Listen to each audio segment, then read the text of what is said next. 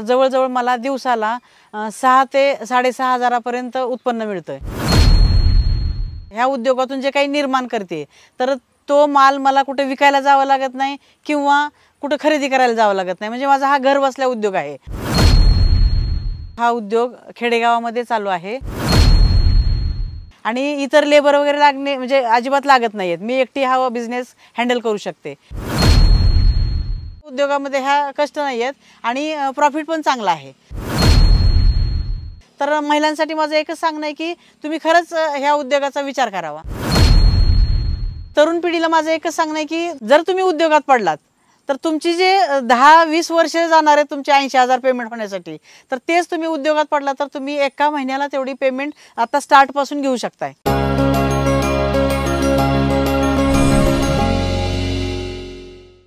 शेतकरी बंधूंनो, आत्ताच आपण सुलभा कदम यांचं म्हणणं ऐकलत। त्या म्हणतात त्याप्रमाणे दिवसाला 6 ते 7 हजाराची कमाई करता येते। हो, 6 ते 7 हजारांची कमाई। याचाच अर्थ वर्षभरात या व्यवसायातून किमान 22 लाखांची कमाई सुलभाताई करतात। आणि महत्त्वाचं म्हणजे हा शेतीपूरक व्यवसाय असून यामध्ये त्यांना कोणताही शेतमाल खरेदी करावा लागत नाही किंवा तयार झालेला माल कुणाला विकावा लागत नाही।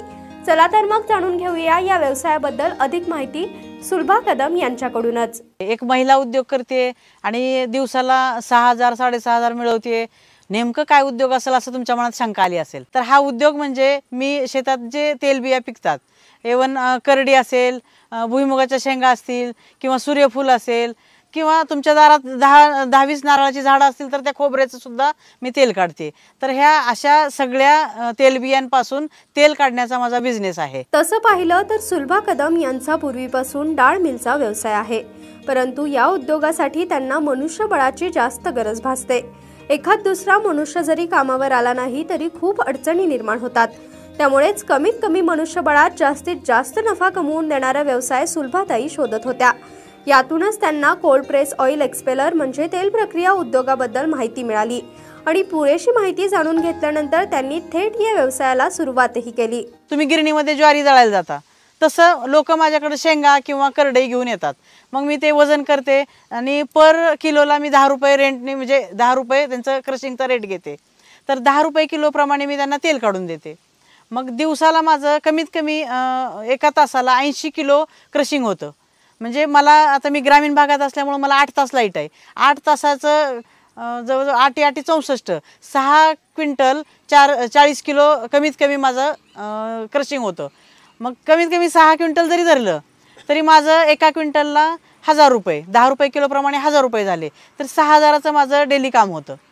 आणि सीझन जर असेल, दिवाळीचा सीझन असेल किंवा लक्ष्मी गणपती असतील त्यावेळेस तर माझं मी जनरेटरवर पण काम करते। तर जनरेटरवरती माझं 8-8 तास चालतं, म्हणजे ह्याच्यात डबल पण माझा बिझनेस होतो। पण ॲव्हरेजली माझा कमीत कमी 6,000 तरी बिझनेस होतोय। आता तुम्हाला वाटेल की सीझनमध्ये तुम्ही जनरेटर लावते मी, तर जनरेटरचं तुम्हाला कसं परवडतं असं तुम्हाला जर वाटत असेल तर बघा, 8 तास लाईट आहे, 8 तासचे तर माझे 6,000 फिक्स आहेत। पण एक्स्ट्रा दिवाळीमध्ये किंवा लक्ष्म्यामध्ये गणपतीमध्ये जर एक्स्ट्रा म्हणजे गिराईक असेल माझ्याकडं तर तेव्हा मी जनरेटरवर जर करून दिलं तर मी काय म्हणते की एक्स्ट्रा माझी 5-6 तास मशीन चालली तर 1000 रुपये 2000 रुपयाचं डिझेल जाईल, पण एक्स्ट्रा मला 4000 मिळणार आहेत ना, त्याच्यामुळे ते मला परवडतं। सुलभा कदम यांनी सांगितल्याप्रमाणे त्या तेलबियांवर प्रक्रिया करून देण्याचं काम करतात। येणाऱ्या ग्राहकांना तेलबियांवर प्रक्रिया करण्यासाठी प्रति किलो 10 रुपये दर आकारला जातो। दिवसभरात साधारणतः 6 क्विंटल मालावर प्रक्रिया केली जाते। तसेच सीझनच्या वेळी हेच काम दुपटीने वाढते। तुम्हाला वाटेल की शेतकरी माझ्याकडून क्रश करून नेत आहेत, मग शेतकऱ्यांना परवडतं का? तर हे जे तुमच्या मनात शंका येत असेल तर बघा, शेतकरी माझ्याकडं त्याच्या शेतातले पिकलेलं जे तेलबिया असतात तर ते तेल काढण्यासाठी घेऊन येतात आणि त्याच्यापासून ते 10 रुपये किलोनी माझ्याकडून तेल काढून घेऊन जातात। आता सपोज त्यांनी माझ्याकडे 4 किलो शेंगा माझ्याकडे गाळायला आणलेत। 4 किलो शेंगाचा ॲव्हरेजली भाव मार्केटमध्ये 50 रुपये किलो आहे। 50 रुपये किलोने 4 किलोचे झाले 200 रुपये, क्रशिंगचे माझे झाले 40 रुपये, एकूण किती झाले 240। 240 मध्ये त्यांना 3 किलो पेंड मिळणार आहे आणि 1 किलो तेल मिळणार आहे। तर 3 किलो पेंडीचे ॲव्हरेजली कमीत कमी रेट पकडला तर 40 रुपये किलो झालं। 40 रुपयांनी 4 त्रिकोण 12 120 रुपये पेंडीचे झाले, म्हणजे त्यांना शेंगादाण्याचं प्युअर तेल 120 रुपये किलो मिळणार आहे। 120ची पेंड झाली, 120चं तेल झालं। 120 रुपये किलोनी पाम तेल मिळत नाही, आणि तेच जर प्युअर शेंगदाण्याचं तेल मिळत असेल तर काय हरकत आहे. सुलभा कदम यांनी उभारलेल्या प्रक्रिया उद्योगामुळे कमीत कमी पैशात चांगल्या दर्जाचं तेल उपलब्ध होतं. त्यामुळे बाजारातील भेसळयुक्त तेल महागड्या दरांनी खरेदी करण्यापेक्षा हे कितीतरी पटीने चांगले असल्याचं सुलभाताई सांगतात. माझ्याकडे जे शेतकरी तेल काढण्यासाठी येतात ना, तर त्यांचा अनुभव सांगत होते ते की पूर्वी मी लाकडी घाण्याकडे असं तेल काढायला वगैरे जायचो, तर तिथं थोडंसं तेलामध्ये पाण्याचा अंश येतोय आणि पेंड पण थोडीशी जाडसर येते. तर आपल्याकडची जी पेंड आहे तर एकदम पातळ कोरडी येते आणि जसं आता आपल्याला जसं म्हणजे कडक भाकरी वगैरे आवडते तसंच जनावरांना पण ते चांगल्या आवडीनं ती पेंड खातात आणि तेल पण एकदम विदाऊट म्हणजे पाणी वगैरे त्यात पाण्याचा थोडाही अंश येत नाही आणि त्याच्यामुळे तेलही छान निघतं आणि पेंडही चांगलं निघतं असं शेतकऱ्यांचं मत आहे. आणि दुसरी गोष्ट, आपण जे तेल काढतोय तर ते आहे असं म्हणजे ठेवलं, एक 24 तास ठेवायचं. 24 तासानंतर तो गाळ आहे तो खाली सेट होतो आणि वरचं जे तेल आहे तर ते गाळून आपण भरू शकतो म्हणजे केटलीमध्ये किंवा डब्यामध्ये. आणि त्यामुळं म्हणजे फिल्टरची गरज नाही आहे आपल्याला, म्हणजे नॅचरली फिल्टर होतं ते तेल. या प्रक्रिया उद्योगातून तयार होणारं तेल जसं उत्तम दर्जाचं मिळतं तसंच निघणारी पेंड देखील चांगल्या दर्जाची मिळते. अशी पेंड जनावरांना आवडत असल्याने तिला दरही चांगला मिळतो. तसंच या प्रक्रिया उद्योगातून तयार झालेलं तेल फिल्टर करण्याची देखील गरज नसल्याचं सुलभाताई सांगतात. म्हणजे माझा मुख्य व्यवसाय शेती, पण शेतामध्ये जे तुरी, हरभरा, उडीद, मूग हे जे पिकं होतात तर त्याच्यावरती प्रक्रिया करणं म्हणजे डाळी तयार करणं, तर हा माझा उद्योग जवळजवळ 2011 पासून आहे.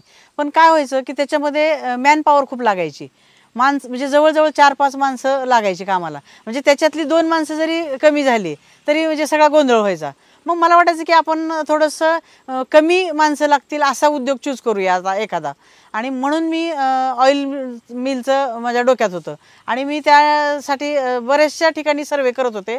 आणि सर्वे करता करता मला लातूरच्या भारत ॲग्रीटेकचा ॲड्रेस मिळाला आणि मी तिथं गेल्यानंतर तिथलं सर्वे केला आणि मला ते मशीन कोल्ड प्रेस आहे, मी तिथं प्रॅक्टिकली तेल कसं काढतात, कसं म्हणजे मॅन्युअल म्हणजे किती माणसं लागतात वगैरे सगळं चेक केलं.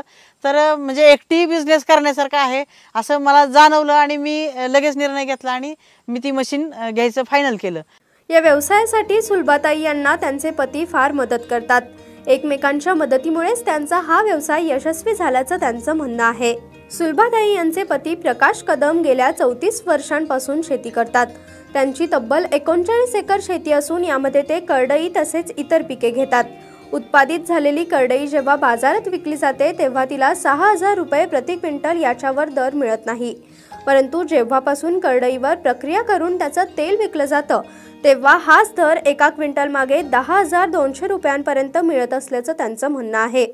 गेल्या वर्षी माझी 26 एकर करडी होती, त्यातनं मला 182 क्विंटल करडीचं उत्पादन मिळालं आणि त्याचं मी ह्या मशिनीमध्ये तेल काढलं आणि तेल 280 रुपयाने पुण्याला विकलं आणि पेंट 25 रुपयाने किलोने विकली.